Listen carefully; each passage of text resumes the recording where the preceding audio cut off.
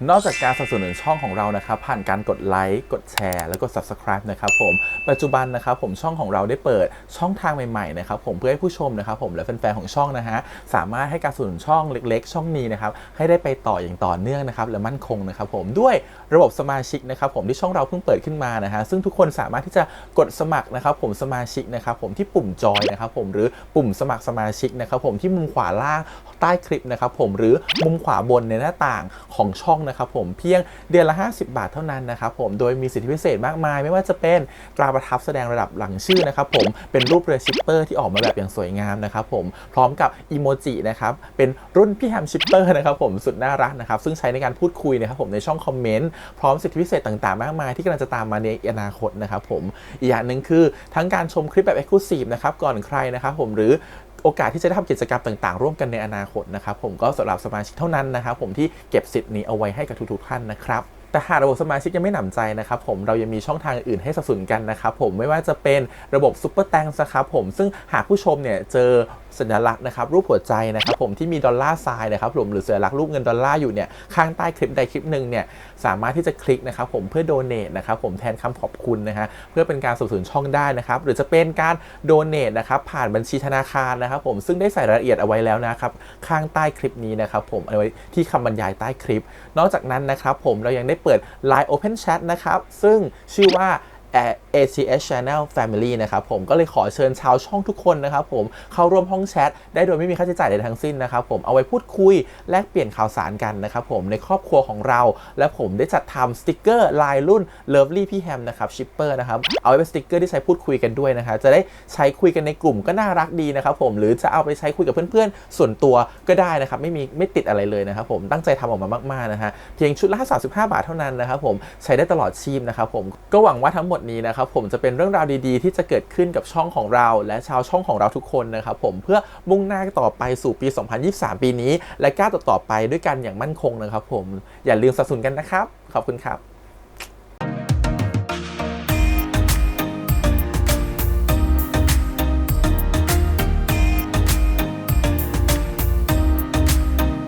สวัสดีครับยินดีต้อนรับสู่ช่อง ATS Channel นะครับกับพวกเราการ reaction นะผมวันนี้กับพี่แฮมนะครับกับการ reaction ซีรีส์เรื่องตรวนธรณีนะครับหรือ Chains of Hearts นะครับผม EP ที่ 2 แล้วนะครับผมก็ EP แล้วจะมีความงงๆนิดนึงเนื้อเรื่องมันเหมือนไปโดยที่แบบว่าคนดูอย่างเรายังแบบว่ายังตามไม่ค่อยทันนะครับงงๆนิดนึงแต่ก็พอจะปฏิบัติต่อเรื่องนี้แล้วแหละก็คิดว่าเป็นเหมือนที่เราเดานะก็คือว่าคุณลู่เนี่ยคือเฉินต้าลู่เนี่ยที่เขามาเจอของเคนเนี่ยตัวเคนเนี่ยที่ต่างประเทศเนี่ยเราคิดว่าเขาคนนี้อาจจะเป็นดินหรือเปล่าที่แปลงโฉมมาเพราะว่าศพดินที่เจอเนี่ยอาจจะไม่ได้ศพดินจริงๆก็ได้นะครับผมอาจจะเป็นดินเนี่ยไปแปลงโฉมมาเรียบร้อยแล้วก็เป็นหน้าใหม่นะครับคนใหม่อะไรอย่างนี้ก็เลยแบบว่าเพราะเวลาสายตาที่เขามองถึงกันมันมีความซาบซึ้งกินใจอะไรบางอย่างอยู่นะครับผมคิดว่าน่าจะเป็นแบบนั้นนะก็เดี๋ยวรอดูแล้วกันว่าจะเป็นอย่างนั้นจริงหรือเปล่านะครับผมแล้วเดี๋ยว EP เนี่ยเคนเหมือนจะต้องกลับที่เมืองไทยด้วยนะครับผมนะเพื่อมาสะสางเรื่องราวต่างๆรอดูว่าเรื่องราวจะเป็นยังไงต่อไปก่อนอื่นเลยขอขอบคุณก่อนนะครับผมทางช่อง3นะครับผมแล้วก็ทาง iQIYI นะแล้วก็ทาง Maximum Solution นะครับผมที่อนุญาตทำ reaction ได้นะครับเดี๋ยวไปตามต่อกันเลยครับผมกับ Chains of Hearts ครับผมตรวนธรณี EP ที่ 2 ครับไปเลยพี่คุณโดนทำร้ายอ่ะ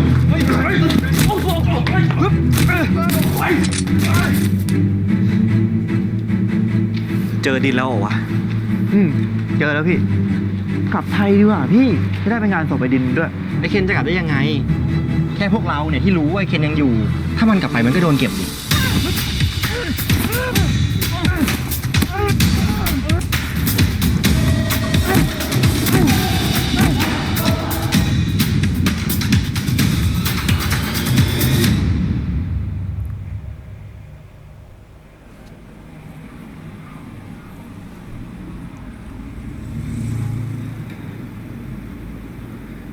มันกล่าวมาถึงตายนะไอเคน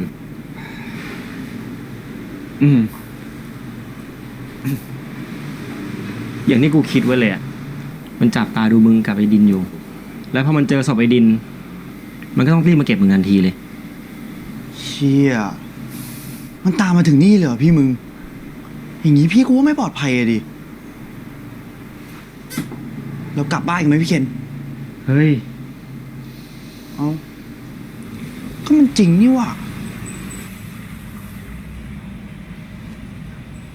แล้วไอ้คุณทีนั่นมันเป็นใครอะ มาช่วยพี่เคนทำไมวะ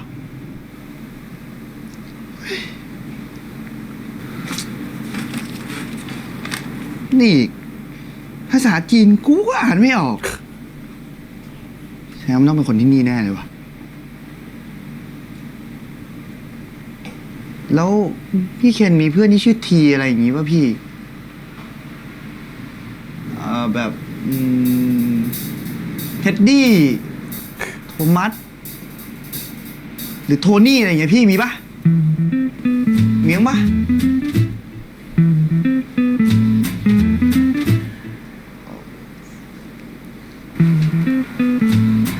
ชอบนะปกติเหยื่อที่โดนรัดคอจะต้องมีรอยอย่างนี้ ใครวะ ช้ำเนาะ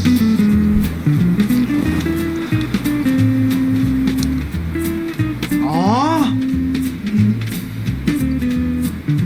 งั้นผมรู้แล้วว่าชื่ออะไร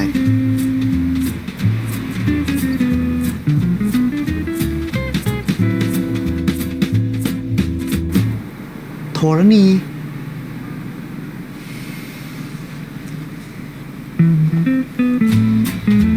อาจจะถูกก็ได้นะ ก็พื้นดินใช่ไหมล่ะ ไงผมแม่งอัจฉริยะโคตรจีเนียสพี่คิดไม่ถึงเลยดิ ทีโทรณีแบบคล้ายๆกับโทรศัพท์อะพี่เก่งอะ ไปนั่งป่ะกินชาทำอะไรก็ได้ป่ะ ผมรู้แล้ว พี่คงไม่ชอบโทรณีงั้นเดี๋ยวผมแบบ อินเตอร์เลยไหมอินเตอร์เลยนะแบบโทรณี ปวดโทษนะพวกกูนั่งเครื่องกันนานมันคงลืมสมองไว้ที่ไทยด้วยว่ะ อ่ะ ผมคิดให้ ทีโทรณีโทรศัพท์โทรโข่งโทรสารโทรทัศน์โทรเลขทำไมอะพี่ที่ไหนอะไปโทรหาใครอะโทรหาโทรนี้อะไม่มีเบอร์เด้อ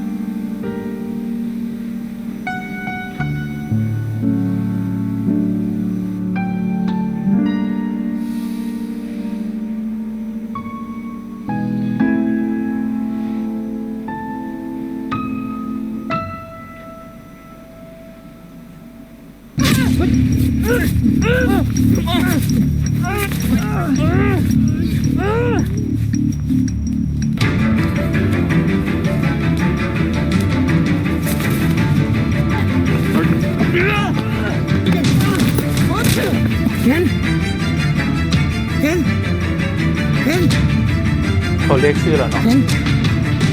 แล้วเขาต้องรู้จักเรา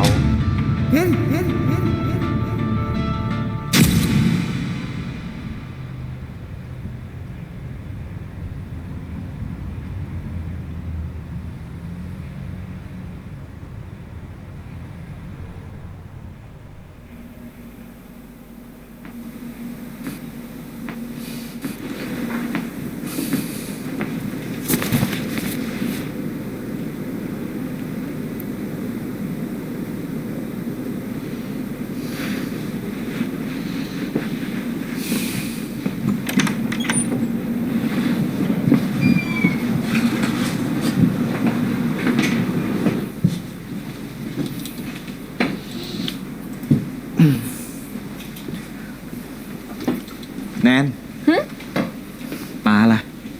เห็นป้าบอกว่าจะไปตรงตึกหัวมุมมาเฮีย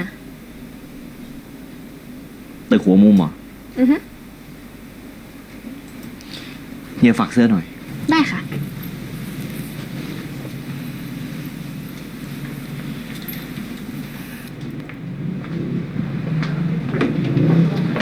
เอ้าป้า เดี๋ยวร้อนมากเลยข้างนอกมานี่ หาชาให้ป้ากินก่อนไป แล้วป้าไปไหนมา ไปเอาชามาก่อนไป เอ้า ข้างนอกร้อนมาก รอแป๊บนะครับป้า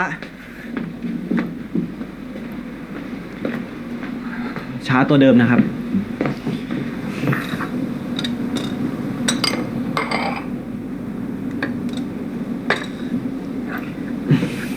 ได้แล้วครับ แล้วสรุปป้าไปไหนมา ไปที่ตึกตรงหัวมุมอ่ะร้านคุณหวังไปเซ้งตึกเข้ามา ฮะ แล้วป้าเซ็งตึกคุณหวังทำไมอะครับ เปิดอีกสาขามั้ง จะไหวเหรอป้า นี่ขนาดสาขานี้ยังยุ่งมากเลยนะครับ แค่นี้ป้ายังเหนื่อยไม่พออยู่ครับ ก็ป้าไม่ได้ทำเองทำก็ร้านอาหารไทยไงป้าเปิดให้เองกันแหละ อยากทำร้านอาหารไทยไม่ใช่เหรอฮะมันถึงเวลาแล้วนะ ต้องกบไทยด้วยอ่ะ ที่ชีวิตของเองเนี่ย จะต้องเดินต่อไป เมื่อไรกว่าจะโตแต่งเสร็จก็ไปเก็บธุรกิจที่บ้านก่อน ที่เมืองไทยก่อน ป้าเคนยังไม่พร้อมอะครับ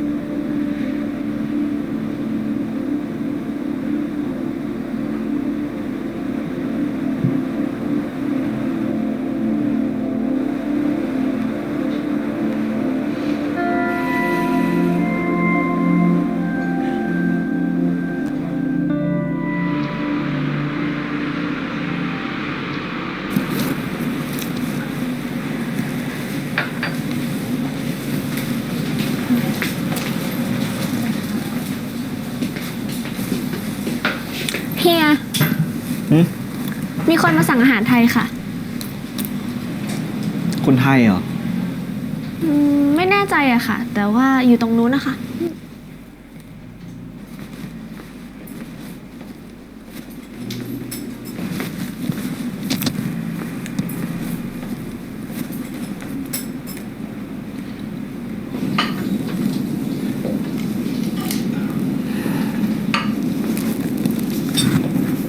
สวัสดีครับ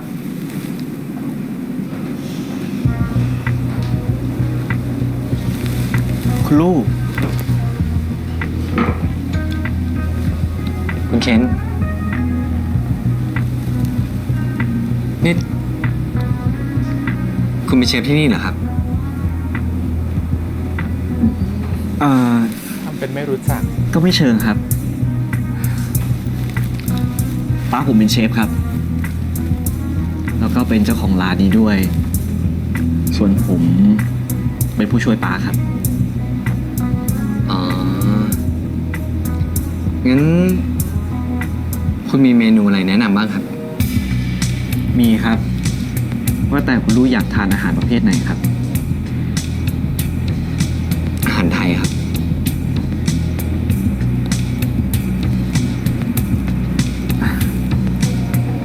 ที่นี่เป็นครัวกวางตุ้งอะครับ เชฟหลักจะเป็นป้าครับ พอดีป้าผมไม่ถนัดอาหารไทย ขอโทษด้วยนะครับ เอ้าแต่เมื่อกี้น้องผู้หญิงบอกว่า ผมสามารถออเดอร์เมนูไทยได้นะครับ ก็มีครับ จะเป็นลูกค้าคนไทยอะครับ ที่รู้ว่ามีเมนูอาหารไทย ซึ่งเชฟก็เป็นผมครับ ดีเลยครับ งั้นผมขอเมนูไทย จากการดีไซน์ของเชฟเคนหน่อยได้ไหมครับ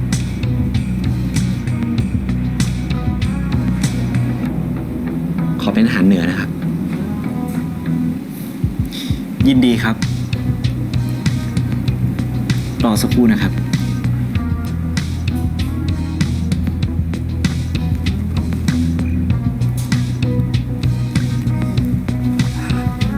การต้องใส่ถุงมือตลอดเวลาเนี่ยเพราะมันต้องมีแบบแผลเป็นอะไรบางอย่างเนี่ยทำให้แบบว่าจะรู้ว่าเป็นดินหรือเปล่า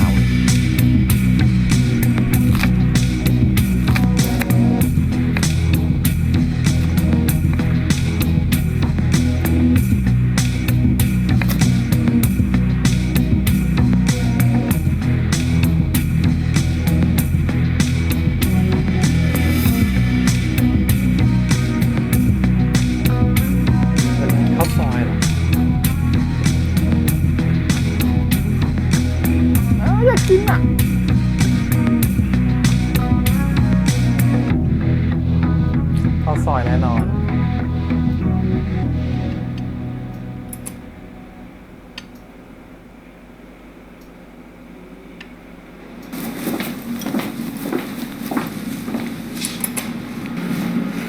กินอะไรอ่ะ ข้าวซอยไก่ไงครับป้า ป้าก็เคยกิน อาหารเมืองเหนือครับ อืม น่ากินนะ ครับ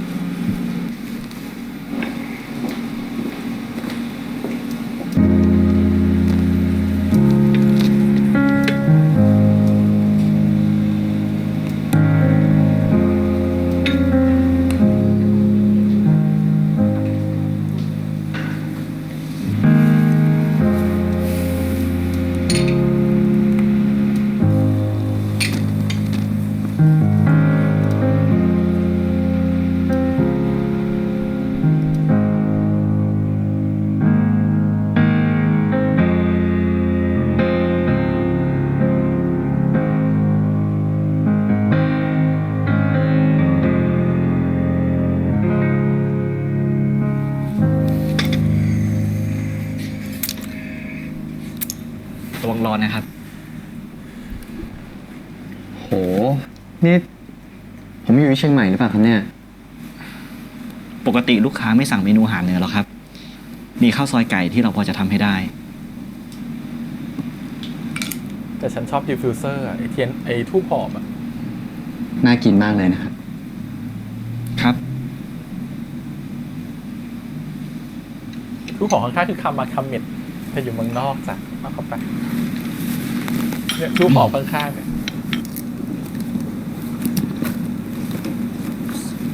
หืม อร่อยมากเลยนะครับเนี่ย ขอบคุณนะครับ ที่ทำให้ผมทาน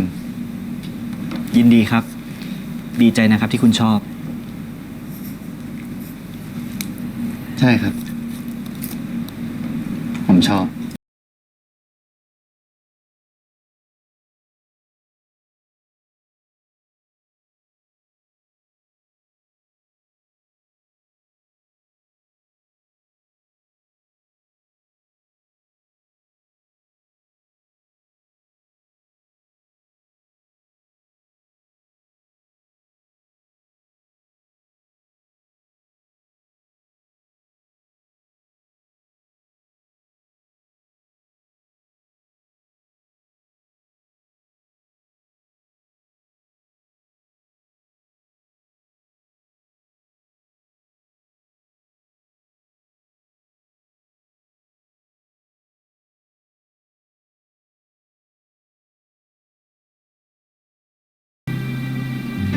อะแฮมอะแฮม ขออาหารสำหรับดีๆ สักที่หนึ่งสิครับ ดีๆ นี่รุ่นน้องผมครับ เขาเป็นคนไทยด้วย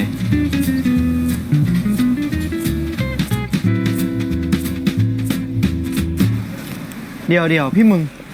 พี่มึงส่งคนมาดูพี่เคนใช่ ที่ ไหม มึง นี่อย่าบอกนะว่าเป็นในคุณทีที่ขี่บิ๊กไบค์อ่ะ ไม่ใช่ เอ้าถ้าไม่ใช่แล้วจะเป็นคนไหนอ่ะ แล้วเราจะถามอะไรเยอะ โอ้โห ดูมันดิ โอ้โห พี่กู คุณคนไทยปะ ไม่น่าใช่ ผมเป็นคนไทยแท้ๆมาเรียนที่นี่ แล้วก็สนิทกับพี่เคนมากด้วย ใช่ไหมพี่เคน วันนั้นคุณก็อยู่นี่ วันนี้ผมไปช่วยพี่เคนอ่ะ จนเจ็บแขน ว่าไปฝีมือวันนั้นคุณก็ใช้ได้นะ แต่ว่ามันยังห่างชั้นกับผมอะไปฝึกอีกสักนิดนึง ดีๆ นี่คุณลูก เขาเป็นเพื่อนพี่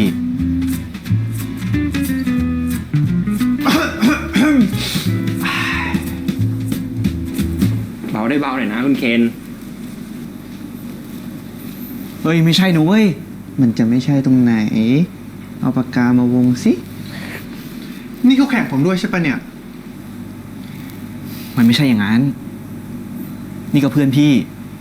พวกมึง นี่ดีๆ นี่ หิน นี่พายุเพื่อนพี่ นี่รุ่นน้องกู น้องเขาเป็นคนไทย มาเรียนอยู่ซิตี้ยูตัวคนเดียว วันนั้นเขามาช่วยกูจนเจ็บตัวไง โอ้ยเจ็บแขนตรงเนี้ยน้อยโอเคครับ ผมขอตัวก่อนนะครับ คู่แข่งเยอะ คุณรู้ครับ โถไปซะนะกลัวคนไทยนี่หว่า นึกว่าจะแน่โถ ดีๆบอกว่าเพื่อนพี่ไงเมื่อกี้ มึงเป็นอะไร คนมาขัดจังหวะเขาก็ไม่อยากอยู่แล้วอะ เอ้าสมออย ไปดีกว่า โอ้ พวกมึงสองคนอ่ะ กินอะไรไหม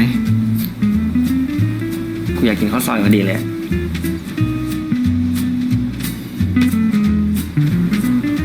เดี๋ยวกูทำให้ เอายืนทำไมมึงอะ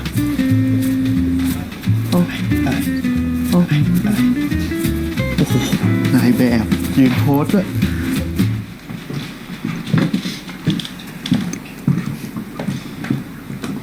ขอบคุณพวกมึงสองคนมากนะ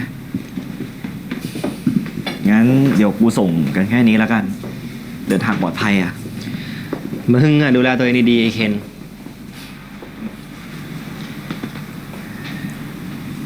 เบาได้ก็เบานะจ๊ะ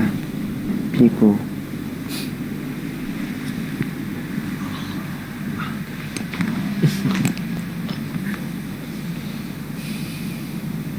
กลับไปได้แล้ว บาย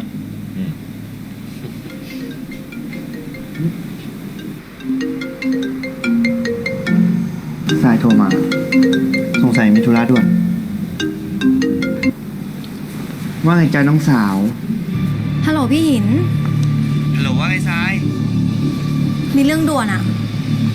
พวกไอ้นบโดนรวบแล้วพี่ ฮะ อะไรนะพุ้ยนกถูกจับแล้วเหรอ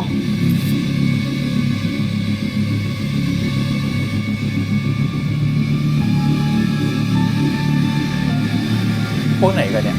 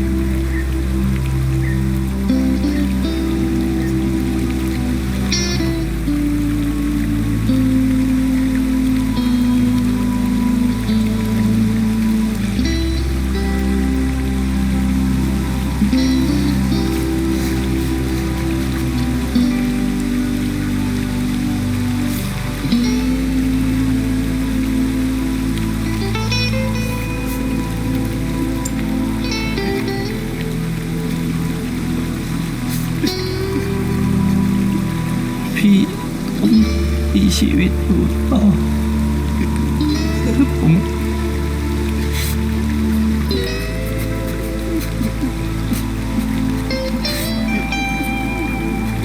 ตานับแขน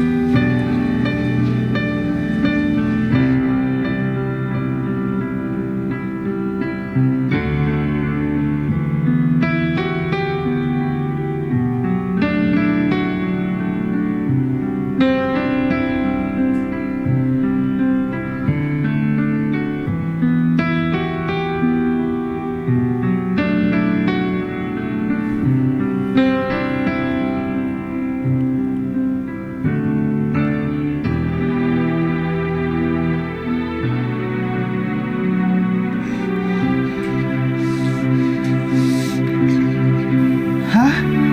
อะไรนะพวกนกถูกจับแล้วเหรอ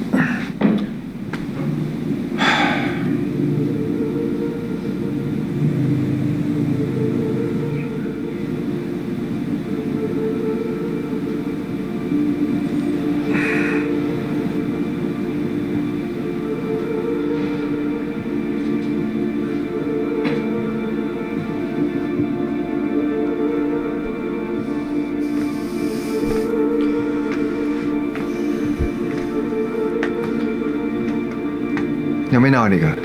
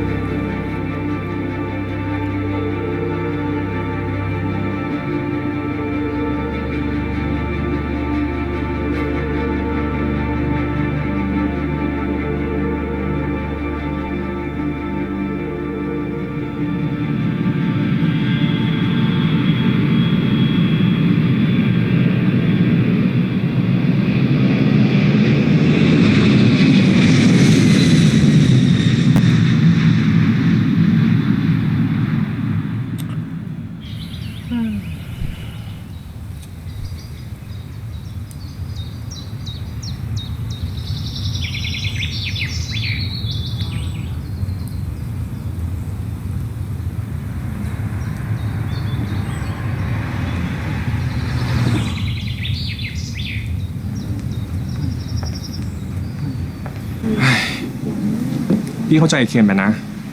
ว่าตอนเนี้ยมันคิดยังไง โคตรน่าสงสารเลย จะมาส่งคนรักครั้งสุดท้ายอะยังมาไม่ได้เลย ตอนนี้กูยังไม่อยากเชื่อเลยอะว่าดิมันตายแล้วจริง นี่พวกพี่ไปคุยกันที่บ้านได้ไหม จะมาพูดเรื่องพี่ดินให้คนอื่นเขาได้ยินกันหรือไง ๆครับคุณหมอละอองดาวสองหมอนี่ก็ ซ้ายมาแล้ว มาช่วยกัน ทำไมถึงมาคนเดียวพี่พายุไปไหนอ่ะ เดี๋ยวคงตามมา เฮ้ยสวัสดีพี่บุญ อ้าวสวัสดีค่ะ พี่บุญ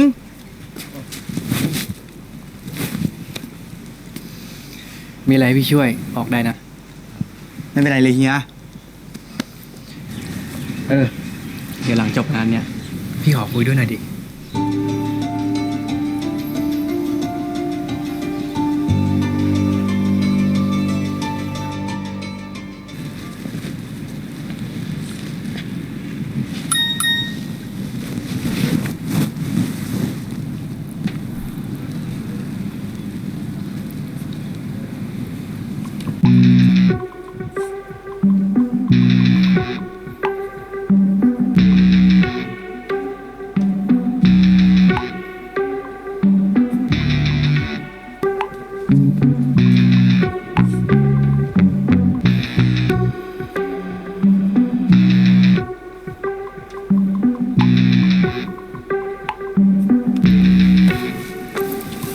พี่คะสวัสดีค่ะ สวัสดีค่ะ สวัสดีค่ะ เป็นไงบ้างคะ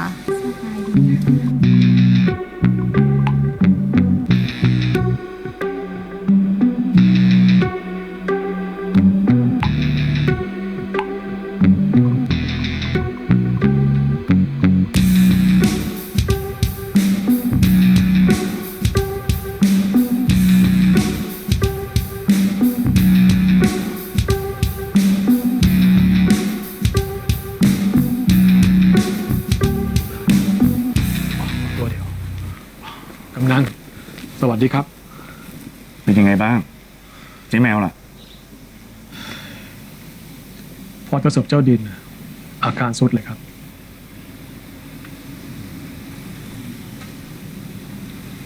เดี๋ยวเชิญกำนันไปเคารพศพด้านในดีกว่าครับ นั่นใคร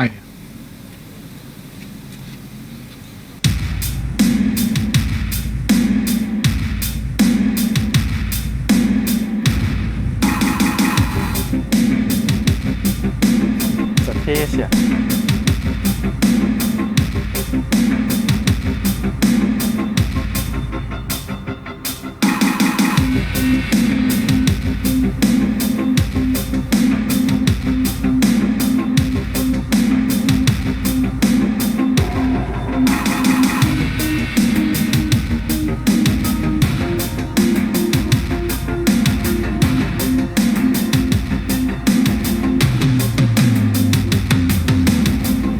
พี่เคน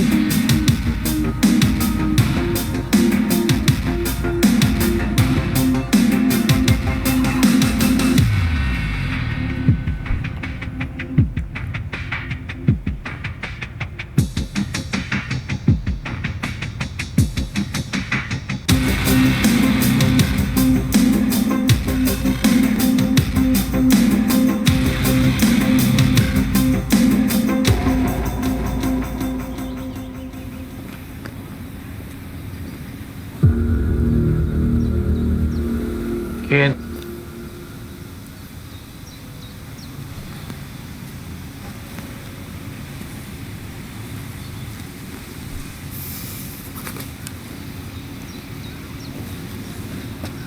สวัสดีครับคุณลุง นึกว่าจะไม่ได้เจอกันอีกแล้ว เป็นยังไงบ้าง สบายดีครับ ลุงสบายดีไหมครับ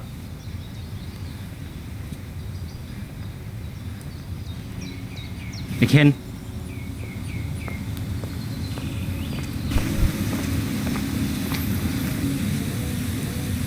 คนนี้หรือเปล่าครับ ที่เป็นเพื่อนน้องดินที่หายตัวไป ใช่ครับ คนนี้แหละ ว่าไงหนุ่ม ไอ้เคนไอ้เคนปล่อยกับท่านหยุด เคน ไอ้เคนหยุดดิ หยุด หยุด ปล่อยได้แล้ว กูตกใจกูขอโทษ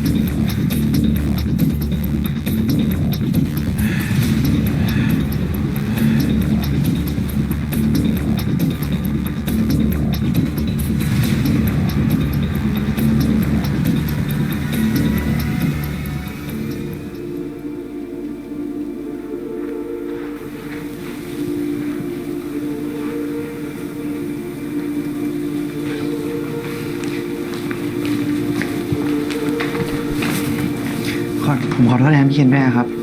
พอดีพี่เขาคงระแวงครับ ก็เลยเผลอทำแบบนั้นไป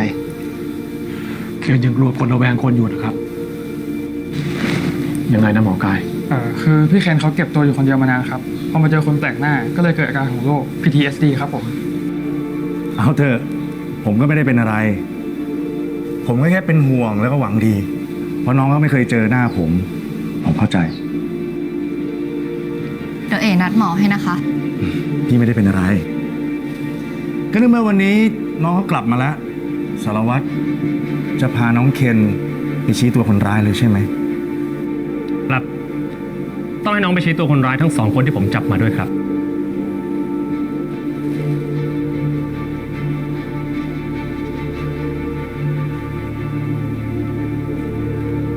งั้นวันนี้ผมขอตัวนะครับ ครับ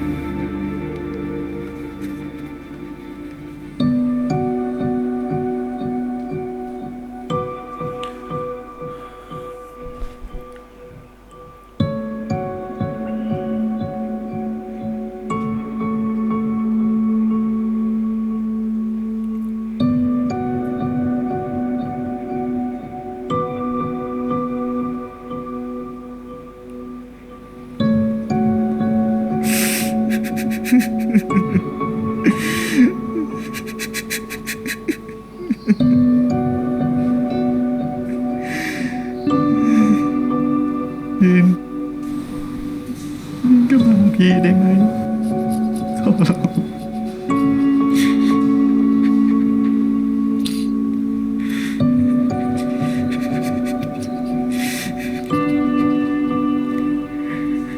พี่ขอโทษดิน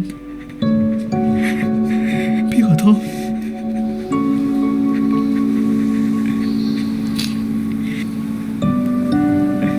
ดินกลับมายิ้มแบบนี้ให้พี่อีกได้ไหม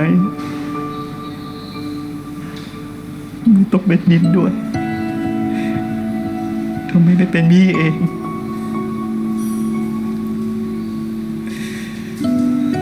เรากลับมาเจอกันอีกได้ไหมดิน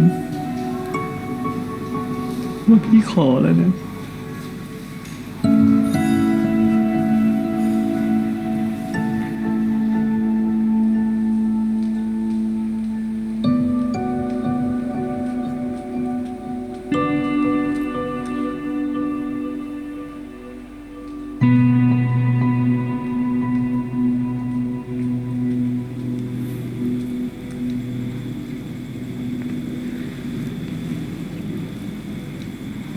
เฮ้ยพวกมึง ไอ้เคนแม่งไม่พูดอะไรกับกูเลยวะ ต้องถามว่ามันพูดกับใครมั่งดีกว่า พี่เคนพูดกับพี่ดินแบบพูดเบามาก ฉลาดมากครับที่รัก แต่กูว่านะ พี่เคนไม่น่าสงสารนะเว้ย มึงว่าไหม เฮ้ยพวกมึง มีใครเห็นไอ้เคนบ้างเปล่าวะ เห็นปะ ไม่เห็น ไม่นะ เห็นปะ ไม่เห็น นี่อยู่กับมึงเหรอ กูเห็นล่าสุดก็อยู่กับมึงนะเว้ย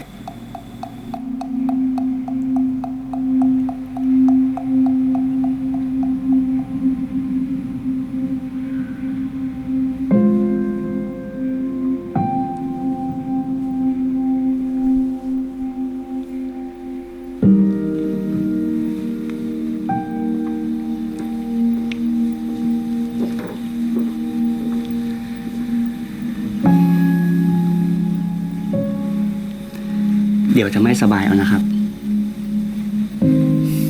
ครับ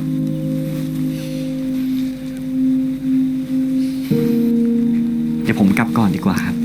เคน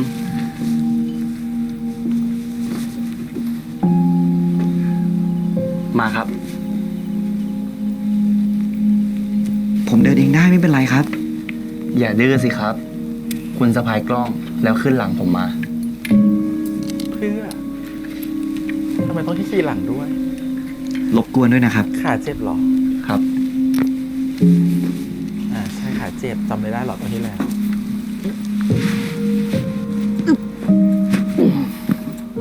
ได้ไหม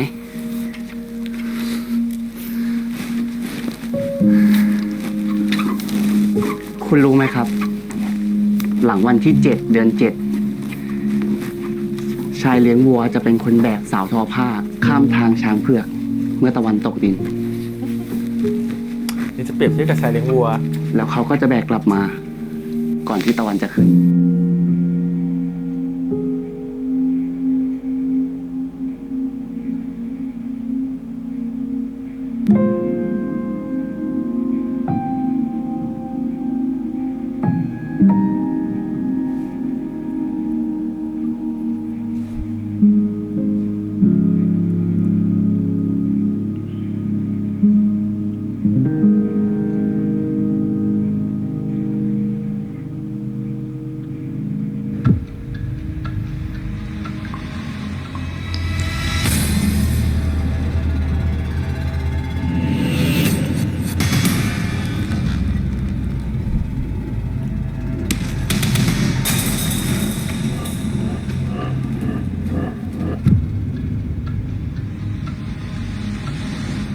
อันนี้คือชายเลี้ยงวัวหรือว่าโจรจ้ะเป็นอะไร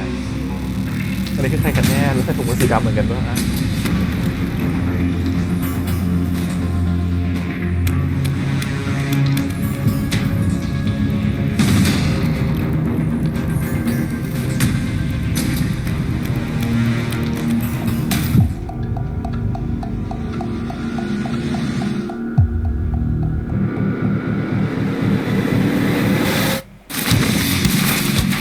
อีกแล้ว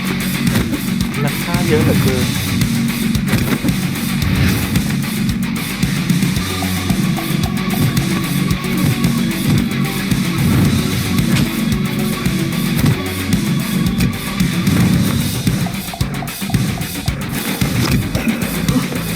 จะตีคนที่เคาะอีกตีในกลุ่มมีใครเป็นคนเคาะ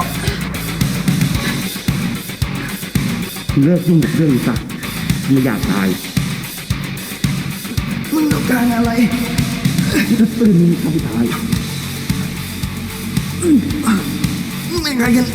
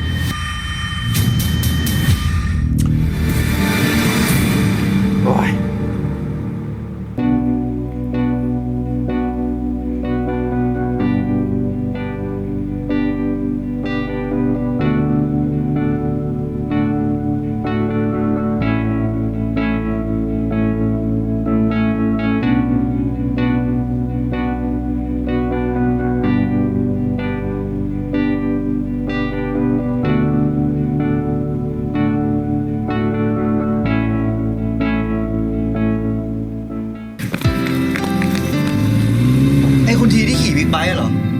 แน่ใจเหรอวะไอ้เคน พวกมึงรออยู่นั่นแหละ เดี๋ยวกูไปหา 2 คนนั้นตายคดีก็จบนะคะ ยังเหลือไอ้นกที่เป็นตัวการสำคัญ แล้วถ้าไอ้นกตายล่ะครับ คดีก็จบ เกม รถที่ชนพวกคุณเนี่ยใช่รถกระบะสีดำหรือเปล่า คุณรู้ได้ไงครับ คือกูไม่เข้าใจอ่ะทำไมมึงต้องอยากนอนที่นี่นักวะ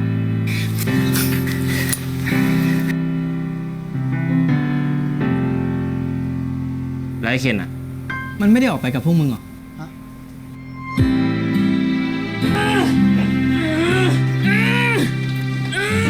คุณเคน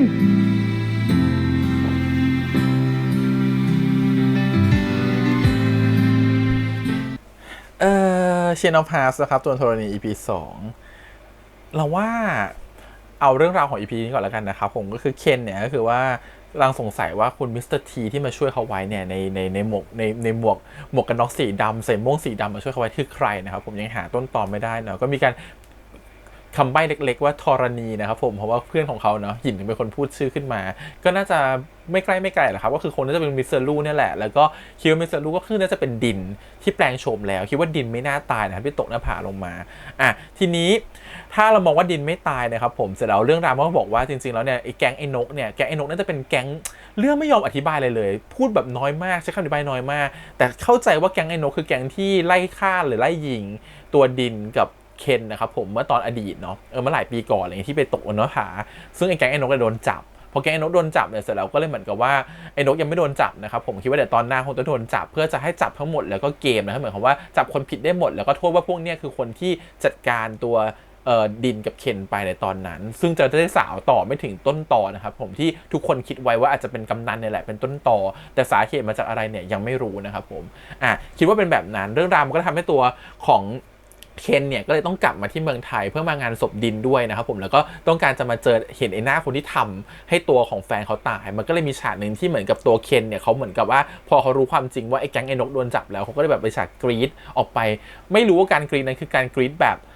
สะใจหรือว่าในที่สุดฉันก็เหมือนกับว่าจัดการคนที่ทำกับแฟนฉันได้แล้วหรือเปล่าเพราะเข้าใจว่านกคือคนที่ทำพอจับแก๊งนกได้ก็เลยเหมือนว่าไอ้แก๊งที่ทำลายแฟนฉันเนี่ยมันโดนจับแล้วหรือเปล่าก็เลยเหมือนคิดแบบสะใจคิดแบบโมโหคิดแบบทำไมไม่ใช่ฉันที่เป็นคนล้างแค้นทำไมมันโดนจับง่ายจังอะไรแบบนี้หรือเปล่าก็เลยกลับมาเมืองไทยเสร็จแล้วก็มาร่วมงานศพแล้วก็มาร่ำไห้กับงานศพเนาะก่อนที่จะโดนมิสเตอร์ทีเนี่ยเข้ามาอีกรอบหนึ่งคิดว่าเปิดบอกกันออกมานั้นจะเป็นมิสเตอร์ลูนะครับผมก็คือคุณทีของเราเนี่ยเข้ามาแล้วก็เข้ามาเหมือนกับจะล็อกคอให้นอนหลับแล้วก็บอกว่าเหมือนเป็นการขู่แหละจริงๆไม่ใช่การทำร้ายอะไรนะเป็นการขู่เพื่อจะบอกว่าอย่ามายุ่งกับคดีนี้อย่ามายุ่งกับเรื่องนี้เพราะว่าเดี๋ยวจะเป็นอันตรายอะไรแบบนี้นะครับผมสุดท้ายก็คือแพ้เคนและเคนก็เลยเหมือนกับจับเปิดหน้ากากได้ก็คิดว่าน่าจะเห็นมิสเตอร์ลูแล้วคงจะเป็นเรื่องราวใน EP ต่อไปพอเขาจะหนีไปได้เลยขึ้นมอเตอร์ไซค์ขับไปเนาะบิ๊กไบค์โอเคคิดว่าเรื่องราวมันประมาณนี้ใน EP นี้นะครับผมทีนี้เรามาพูดกันคือรู้สึกว่า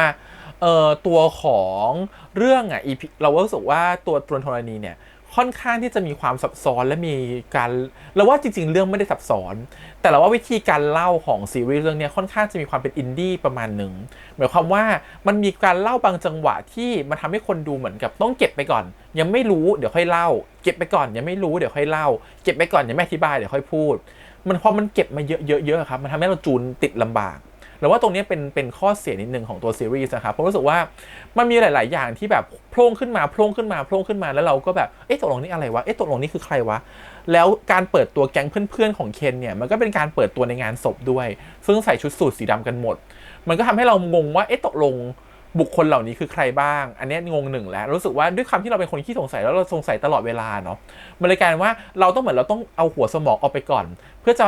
เปิดรับก่อนว่าตกลงตัวละครจะเล่าอะไรให้ฉันฟังบ้างมีหลายตัวละครมากเลยมีเพื่อนของเคนหลายคนมากเลยไหนบอกว่ามีแค่หินกับพายุไงที่รู้ว่าเคนอยู่ต่างประเทศแต่เพื่อนๆของเคนก็รู้นี่ว่าเคนยังไม่ตายเพราะเห็นมีการคุยกันอยู่ในก่อนที่หน้างานศพเนาะก่อนที่ทรายจะเดินเข้ามาแล้วบอกว่าอย่าพูดเสียงดังไปสิเริ่มพี่ดินอะไรแบบเนี้ยความรู้สึกคือก็ต้องมีคนรู้อยู่แล้วว่าเคนยังอยู่อะไรเงี้ยทีนี้ก่อนหน้านี้ก็บอกว่าหรือว่าเคนตายแล้วหรือคนเข้าใจว่าเคนยังแบบ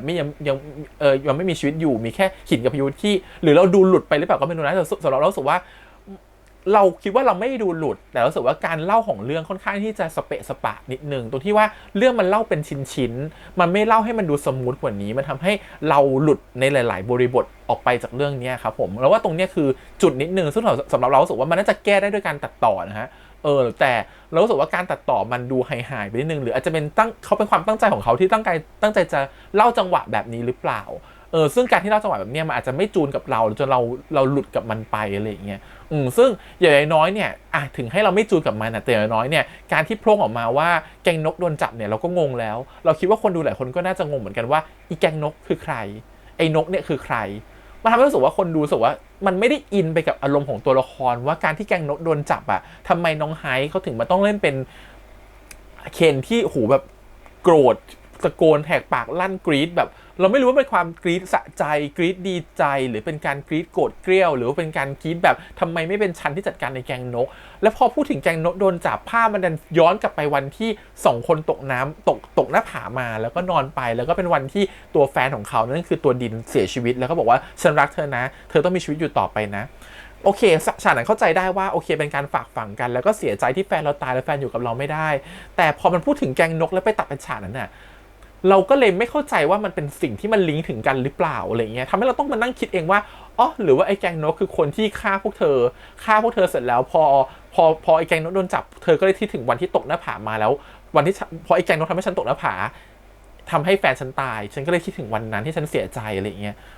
คือมันแบบมันเป็นก้อนๆที่มันไม่ได้ลิงก์หากันแบบสมูทมากพอครับมันทำให้คนรู้สึกว่าตกลงแกพูดถึงแกงนกอยู่แล้วแกมาบอกว่าจัดฉากมาที่การแฟลชแบ็กว่าตัวละคร2คนที่ตกหน้าผามาแล้วก็ตัดกลับมาที่เคนน่ะเสียใจมากแล้วก็กรีดลั่นร้องแบบแหกปากตะโกนแล้วแบบด้วยความโกรธเกรี้ยวอะไรบางอย่างก่อนจะลงมากอดพ่อ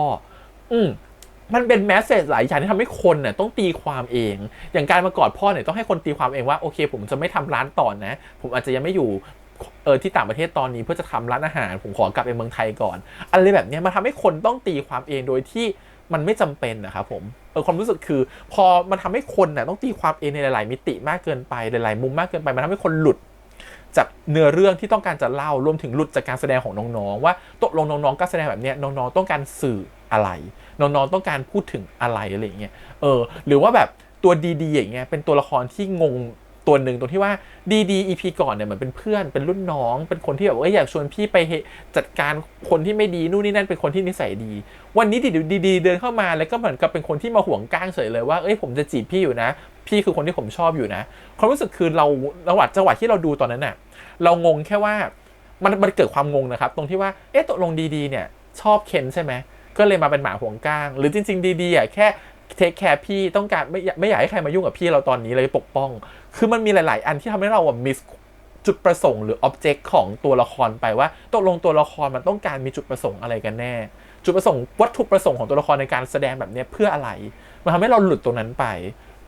ด้วยความที่อีกอย่างหนึ่งคือนักแสดงเขาไม่ได้แสดงชัดกันขนาดนั้นด้วยบทมันไม่ทำให้เขาต้องเล่นชัดขนาดนั้นว่าเขารู้สึกอะไรเงี้ยว่าเขารู้สึกโกรธอยู่หึงอยู่หรืออะไรแบบเนี้ยมันทำให้เราเดาตัวละครผิดว่าจริงๆเจตนาตัวละครมันคืออะไรกันแน่และการที่ดีๆมาเจอกับเคนอยู่กับมิสเตอร์ลู่แล้วอยู่ดีเพื่อน2คนก็เดินมาโอ๊ยเพื่อนเรามันแบบไม่ธรรมดาว่ะคือความรู้สึกคือแบบการว่าเราต้องตีความจากบริบทของการที่เพื่อนพูดแทนว่าอ๋อจริงๆ2คนเนี่ยมันเข้ามาเพราะว่าแสดงว่าเพื่อนๆมองว่า2คนนี้จะเข้ามาจีบแต่มันก็เป็นมุมมองของเพื่อนถูกป่ะครับไม่ใช่มุมมองของคนดูยังไม่แน่ใจเลยว่าดีๆมาจีบพี่เคนจริงหรือเปล่าอะไรแบบเนี้ยซึ่งเรารู้สึกว่าการเล่าบางอย่างตรงนี้มันทำให้มันขาดความพอมันขาดมิติของตัวละครไปพอมันขาดไปเสร็จแล้วมันทำให้เราไม่เข้าใจว่าจุดประสงค์ของตัวละครตอนเนี้ยทำแบบเนี้ยเพื่ออะไรแสดงอารมณ์แบบนี้เพื่ออะไรแล้วต้องบอกว่าตัวละครหลายๆครั้งมันเป็นตัวละครที่มันค่อนข้างเงียบแล้วมันคิดอยู่ในหัวและแล้วแสดงถ่ายทอดอารมณ์ผ่านการแสดงแทนเพราะฉะนั้นถ้าอ็อบเจกต์มันไม่ค่อยชัดในมุมของคนดูคนดูก็จะไม่เข้าใจว่าสิ่งที่เขาแสดงมามันคือในมุมไหนเราไม่ได้ว่าน้องแสดงไม่ดีนะครับเรารู้สึกว่าน้องแสดงออกมาสื่ออารมณ์แบบนั้นคนน้องเข้าใจว่าโจทย์ตัวนั้นคืออะไรแต่เราสามารถตีความจากการแสดงของน้องได้ในหลายเวมันทำให้เรารู้สึกว่าเราไม่มั่นใจว่าตกลงเราตีความในเวนี้ถูกหรือเปล่าหรือควรจะเป็นเวนี้แทนอะไรแบบนี้ถ้าเลือกมันไกด์เรามาหน่อยว่าอ๋ออีแกงนกเนี่ยนะมันคือแกงที่ทำพี่ไงตอนที่มันตกหน้าผามันจับได้แล้วเว้ยเราจะแบบ อ๋อโอเคการแสดงของน้องไฮที่เขาเล่นมาแบบเนี้ยที่เขาโกรธแบบเนี้ยมันก็ตีความได้แค่2แบบคือโกรธที่แบบฉันไม่ได้ไปฆ่ามันกับมือหรือโกรธที่มันรู้สึกว่าสะใจเว้ยมันจับแล้วคือมันมีหลายๆมุมที่ต้องตีความได้เห็นไหมแล้วทำให้เราไม่เข้าใจว่าเขาก้องกราดเกลียวอย่างนั้นเพราะอะไรเนี่ยมันคือหลายๆครั้งที่เกิดในเรื่องนี้นะฮะตั้งแต่ EP 1จนถึง EP นี้รู้สึกว่ายังเกิดอยู่ในการตีความตัวละครมันทำให้เราหลุดโฟกัสของตัวละครไปหรือว่าจะเป็นเหมือนกับเรื่องของแบบแก๊งเพื่อนๆที่มาถึงแล้วก็นั่งพิมพ์แชทเมาส์กันน่ะแล้วรู้สึกว่าตัวแชทก็ไม่ได้ทิ้งห่วงเวลาให้แบบว่าให้คนได้อ่านทันอ่ะมันเร็วพอเร็วประมาณนึงแล้วก็ตัวละครชื่อตัวละครก็ออกมาแบบโป้งเลยจนเราไม่รู้สึกว่าเราไม่สามารถจะลิงก์ได้ว่าชื่อเนี่ยคือใครชื่อเนี่ยคือใครทั้งที่เราเห็นหน้าเขาแล้วนะแต่เรายังแมทชิ่งไม่ได้ทำให้เราขาดความรู้สึกไปเหมือนกันว่าอันนี้เป็นการเมาส์ของกลุ่มเพื่อนเคนหรอหรือเป็นการเมาส์ของใครกันแน่พวกเขารู้จักเคนได้ยังไงมันมีความสงสัยกันไปหมดเลยอะไรเงี้ยซึ่งเขาอาจจะต้องการตั้งใจให้เราเก็บความสงสัยนั้นไว้แหละแล้วค่อยไปเฉลยทีละเปราะแต่สำหรับเรารู้สึกว่าเฮ้ยบางอันมันเป็นความสงสัยที่ไม่ควรเกิดละกันนะครับบางอย่างอะไรเงี้ยพอมันเกิดเยอะเกินไปมันทำให้เรารู้สึกว่าเราหลุดจากการโฟกัสตัวเนื้อเรื่องไปตรงนี้มากกว่าหรือจะเป็นฉากที่แบบว่าต่อสู้กันอะไรเงี้ยเราก็รู้สึกว่าการใส่กิมมิคของการเคาะมามันก็โอเคนะแต่มันก็ทำให้เราเข้าใจผิดไปว่าไอ้คนที่เคาะอยู่เนี่ยคือใครแล้วคนที่เคาะตอนแรกเข้าใจว่าเป็นเคนซะอีกที่เป็นคนเคาะอยู่อะไรเงี้ยการเล่าหรือการตัดต่อบางอย่างอีดิติ้งบางอย่างมันทำให้คนเข้าใจผิดเป็นว่าตกลงอันนี้มันคือใครกันแน่สิ่งที่ทำอยู่ตอนนี้มันคืออะไรกันแน่อะไรเงี้ยมันหลุดไปเยอะเหมือนกันนะฮะ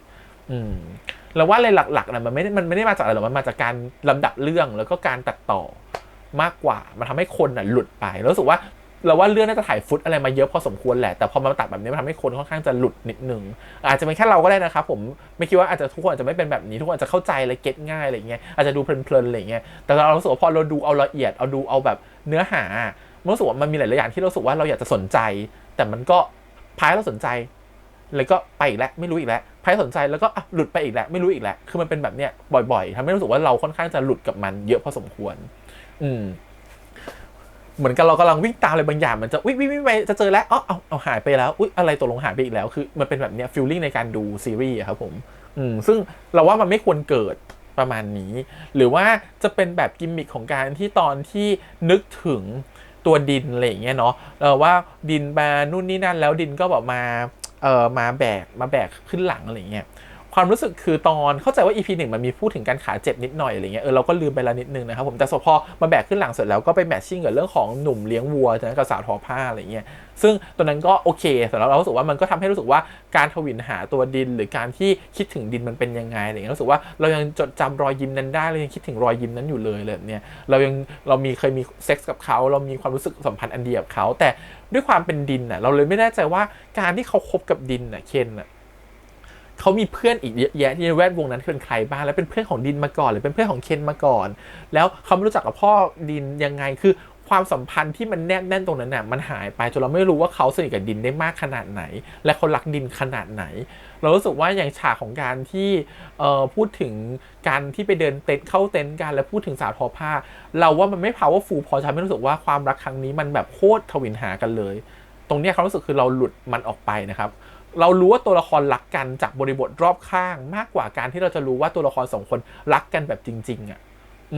ด้วยความที่แฟลชแบ็กของตัวละครของความรักมันอาจจะน้อยเกินไปที่มันจะรู้สึกว่าโซ powerful มากพอที่ทำให้รู้สึกว่าตัวละครมันแบบต้องแบบเสียใจขนาดนี้การที่เราเสียใจกับตัวละครมันเป็นแค่รู้สึกว่าบริบทที่ทุกคนพูดมาว่าคบกันมาประมาณนึงเป็นความรักที่ดีต่อกันมากๆเลยพอเขาจากไปเสร็จแล้วฉันต้องหนีไปเมืองนอกนู่นนี่นั่นคืออารมณ์แบบมันเป็นหลายๆอย่างที่เป็นบริบทแวดล้อมมากกว่าที่ทำให้รู้สึกว่าเราต้องอินกับความรักของเขาที่มันไม่ได้เกิดจากตัวของตัวละครเองหรือการเล่าเรื่องโดยตรงของตัวละครเอง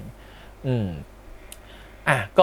ไม่รู้เนาะรู้สึกว่าเนี่ยไม่รู้ทุกคนคิดเหมือนกันหรือเปล่าแต่เราคิดแบบนั้นนะฮะส่วนเรื่องการแสดงเราชอบนะคือรู้สึกว่าน้องๆเล่นกันลึกพอสมควรในแววตาหรือการแสดงผ่านสายตาโดยเฉพาะน้องไฮกับน้องบูมอย่างเงี้ยเราว่าเวลาเขาแสดงผ่านสายตามันดูทวินหากันดีมันดูเหมือนกับแบบเวลาบูมเล่นรู้สึกว่าเขาน่าจะเป็นดินนั่นแหละเพราะเขาเล่นรู้สึกว่าเขาคิดถึงคนนี้จังเลยเขาอยากจะเข้าไปกอดอยากเข้าไปมีความสัมพันธ์ด้วยอยากจะเข้าไปจับอยากเข้าไปสกินชิปแต่ตอนนี้ทำไม่ได้แล้วก็การเข้ามาของเขาในมุมของเคนมันก็เหมือนกับแบบเฮ้ยคุณมิสเตอร์ลูกคือคนแปลกหน้า ความรู้สึกของฉันยังไม่ลืมคนรักเก่าเลยฉันยังติดอยู่คนรักเก่าอยู่เลยแต่อยู่ดีมีความรักใหม่เข้ามาแล้วฉันความรู้สึกว่าเฮ้ยฉันขอถอยก่อนนะฉันอย่าเพิ่งฉันไม่อยากยุ่งกับความรักตอนนี้อะไรแบบเนี้ยซึ่งรู้สึกว่าน้องก็เล่นออกมาได้ดีในการสื่อว่าแบบเฮ้ยอย่ามาใกล้ขนาดนี้คุณใกล้ฉันไปแล้วอะไรอย่างเงี้ยแต่ลึกๆมันก็มีความรู้สึกว่าคนนี้มันมีอะไรบางอย่างอยู่ซึ่งทำไมฉันรู้สึกผูกพันกับคนนี้จังเลยแววตาที่เขามองฉันมันดูจ้องเข้าไปในดวงใจของฉันจังเลยซึ่งเรารู้สึกว่าน้องเขาแสดงออกมาแล้วเราเข้าใจว่าน้องเล่นแบบนั้นนะมันก็รู้สึกว่าแบบมันก็ดีนะตรงที่ทำให้เราเดาตัวละครได้ง่ายว่างั้นจริงๆแล้วว่ามิสเตอร์ลูน่าจะเป็นดินนั่นแหละมันถึงแบบมองด้วยแววตาแบบนี้คิดถึงกันแบบนี้อะไรเงี้ยแต่ในมุมของเคนมันแบบอาจจะรู้สึกไปเองหรือเปล่าฉันรู้สึกแบบนั้นไปหรือเปล่านี่มันไม่ใช่ดินนะแต่ฉันรู้สึกกับเขาเหมือนกับมีดินอยู่ข้างๆอะไรแบบนี้ซึ่งตัวละครไม่ได้พูดออกมานะแต่สายตาที่น้องแสดงออกมามันจะสื่อไปในแบบนั้นก็ถือว่า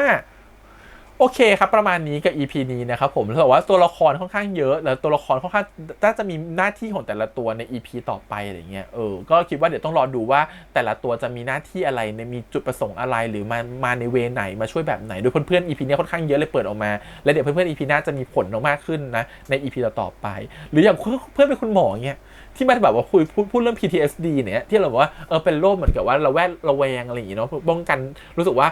ใครมาจับไหล่ปุ๊บแล้วก็ระแวงเพราะว่าเกิดใน2 ปีที่ผ่านมามันยังรู้สึกแบบไม่โอเคอยู่เลยรู้สึกยังระแวงในเหตุการณ์ครั้งนั้นอยู่เลยอะไรอย่างเงี้ยก็ต้องมีคุณหมออธิบายซึ่งก็ไม่เข้าใจว่าคุณหมอคนนี้เป็นเพื่อนหรือเป็นอะไรกันแน่งงนะฮะคืออย่างเงี้ยตัวละครมันออกมาเยอะไปโดยที่ไม่ได้แนะนำหรือว่าไม่ได้พูดถึงก่อนแล้วพอมันออกมาโพร่งอ่ะมันทำให้เม็ดของความสงสัยใน EP เนี่ยมันเยอะเกินไปจุดที่เราสงสัยมันเยอะไปจนเรารู้สึกว่าเราเก็บไม่หมดประมาณนั้นครับรู้สึกว่านั่นแหละคือน่าจะส่วนหนึ่งเพราะว่าเนี่ยที่เราคิดนะน่าจะการตัดต่อกับการระดับเรื่องมันทำให้เราสงสัยในหลายๆอย่างก็รอดูว่า EP หน้าเขาจะตัดยังไงหรือปรับยังไงนะครับผมหรือว่าเรื่องมันจะสมูทขึ้นกว่านี้เพราะว่าเรื่องมันน่าจะเข้าสู่โหมดแอคชั่นของการแบบว่าตามล่าและของการล้างแค้นและของการที่จะตามหาความจริงแล้วเพราะสุดท้ายเนี่ยเราคิดว่ากำนันคงเป็นตัวร้ายแหละแต่ตอนนี้กำนันพยายามจะสร้างหลักฐานปลอมขึ้นมาเพื่อให้สาวไปถึงตัวกำนันเองรวมถึงสารวัตรก็น่าจะเป็นพวกเดียวกันด้วยที่น้องป๊อปปี้เล่นนะเนาะก็คิดว่าน่าจะเป็นพวกเดียวกันก็รอดูว่าเรื่องจะเป็นยังไงต่อไปเนาะและอีพีหน้าเหมือนกันจะมีการมาฆ่ากันอีกแล้วนะครับผมตามมาฆ่าทุกคนคือทุกคนตอนนี้อยากจะฆ่าเคนให้ตายแหละเพราะเคนเหมือนจะเป็นพยานปากเอกในการจะสืบสาวเราเรื่องได้ทุกคนก็อยากจะเก็บเคนก่อนเลยส่งนักฆ่ามาอะไรเงี้ยซึ่งเดี๋ยวไม่รู้มิสเตอร์ลูจะช่วยทันหรือเปล่านะคะก็ต้องรอดูใน EP ต่อไปโอเคครับวันนี้ประมาณนี้ขอบคุณนะครับผมทุกคนที่เข้ามาติดตามกันด้วยฝากกดไลค์กดแชร์กด Subscribe นะครับติดตามได้ทาง YouTube Instagram Twitter และก็ Facebook ครับเดี๋ยวเอาไว้เจอกันใหม่ในสัปดาห์หน้านะครับผมว่าเรื่องนี้จะเป็นยังไงต่อไปแล้วก็เรารู้สึกว่างานภาพเรื่องนี้มันน่าติดตามรวมถึงงานแอคชั่นงานบู๊เนี่ยเราว่าเส้นเรื่องน่าสำคัญเป็นเรื่องที่เส้นเรื่องนะค่อนข้างจะน่าติดตามทีเนี้ยต้องรอดูว่าเรื่องมันจะ